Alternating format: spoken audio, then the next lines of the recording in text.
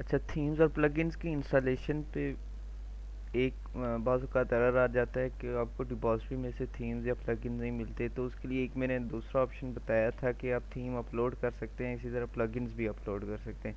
अभी एक मेंबर का इशू आया था कि उनका थीम इंस्टॉल नहीं हो रहा था, उनका सर्च ही नहीं हो रहा था डिपॉज़िटरी में से। तो वो जनरेट प्लस थीम को मैंने उसकी वेबसाइट में से डाउनलोड करके यहाँ पे अपलोड किया, तो वो एक्टिव हो गया है। इसी तरह प्लगइन्स पे चले जाते हैं।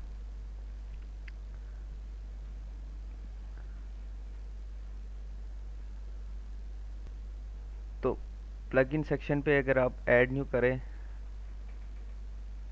तो यहाँ पे अगर मैं कोई प्लगइन सर्च करता हूँ, लेट्स सपोज गुटनबर्ग, तो ये मुझे एक एरर देगा। ये कह रहा है इन्हें अनएक्सपेक्टेड एरर अकर। ये कह रहा है कि वर्डप्रेस.org सर्वर कॉन्फ़िगरेशन के दौरान इस पर कोई प्रॉब्लम आई है, जिसकी वजह से ये थीम्स और प्लगइन को डिपॉजिटरी में शो नहीं कर रहा। एज इट इज़ इसका थीम्स का भी इशू आ रहा था। तो यहीं से इन्होंने आगे सपोर्ट फोरम्स का लिंक दिया। मैं इसके ऊपर राइट क्लिक, कंट्रोल प्रेस करके राइट क्लिक करके इसको न्यू टैब में ओपन करके एंड पे चला जाता हूँ। एंड पे ये ऑप्शन दे रहे हैं थीम्स एंड प्लगइन्स। मैंने थीम अपडेट कर दिया है इसका। अब प्लगइन्स करने हैं तो मैं प्लगइन पे क्लिक कर देता हूँ। तो यहाँ से वो बता रहा है कि आपने जो हमने रेकमेंडेड प्लगइन बताए हैं उनको चूज़ कर सकते हैं। तो एक तो ये हमने गुटनबर्ग को इंस्टॉल करना है इस पर। तो ये गुटनबर्ग के ऊपर मैंने क्लिक कर दिया, और ये जब गुटनबर्ग के ऊपर क्लिक किया तो ये डाउनलोड का ऑप्शन दे रहा है मुझे। तो इसको मैं अब यहाँ से डाउनलोड कर देता हूँ। इसी तरह योस्ट एसईओ प्लगइन भी हमने यूज़ करना है, तो इसके ऊपर भी मैंने क्लिक किया, और इसको भी यहाँ से ये योस्ट वालों की वेबसाइट्स पे हम चले गए, तो यहाँ से इसको डाउनलोड कर दिया।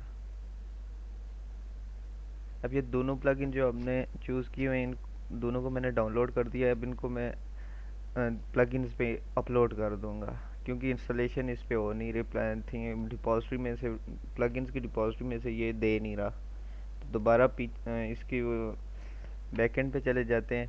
अब ये ऊपर एक ऐड प्लगइन्स के साथ दे रहा है ऑप्शन अपलोड प्लगइन। तो अपलोड प्लगइन पे मैं क्लिक करूँगा, चूज़ फाइल करूँगा। तो जहाँ मैंने प्लगइन डाउनलोड किया वहाँ से मैं इसको उठा देता हूँ, गुटनबर्ग ओपन कर दिया। प्लगइन जब अपलोड करते हैं प्लगइन या थीम, तो एक बात जहन में रखें कि ये हमेशा जिप फाइल लेता है। उसके बाद इसको इंस्टॉल कर दें।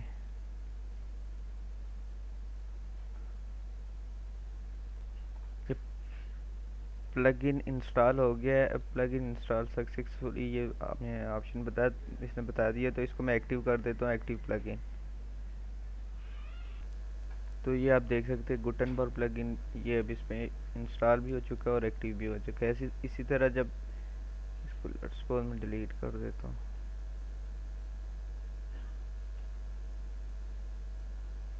इस तरह हम योस्ट एसईओ प्लगइन्स को भी इंस्टॉल कर देते हैं। ऐड न्यू पे जाते हैं,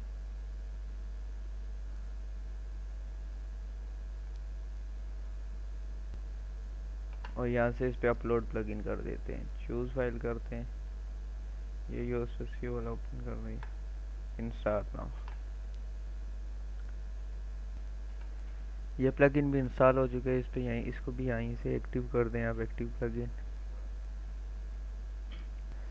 अब ये देखिए ये प्लगइन भी एक्टिवेट हो चुका है।